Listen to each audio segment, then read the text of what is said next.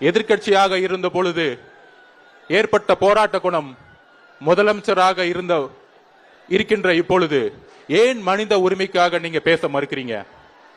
எங்கிருந்து இந்த குரல் ஒழிச்சுச்சுன்னா, அஜித் குமார் அவர்கள் கடுமையான மரணம் ஏற்பட்ட பொழுது அதை ஃபர்ஸ்ட் வலிப்பு நோயால இறந்துட்டார்னு ஒரு பொய்ய சொன்னீங்க. அதன் பிறகு கடுமையான போராட்டம், எங்க தலைவருடைய அந்த அம்மாவை பார்த்துட்டு வந்த பிறகு சிபிஐ என்கொயரின்னு சொன்னீங்க. அன்றைக்கு சிபிஐ என்கொயரி தவறுன்னு சொல்லும் போது ஏன் இங்க எஸ்ஐடியை போடல?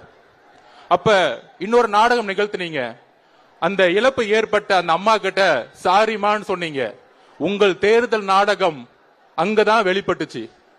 அந்த தேர்தல் நாடகம் என்னன்னா, மதுரை ஹைகோர்ட் இந்த கேஸை எடுத்து உண்மையை வெளிக்கொண்டு வந்த பிறகு சாரி சொன்னீங்க. ஆனா அதே மதுரை ஹைகோர்ட் சொன்னுச்சு, இதுவரை 24 பேருக்கு ஏற்பட்ட மரணம் ஏற்பட்டது இருக்கே அப்படின்னு மதுரை ஹைகோர்ட்டே சொல்லும்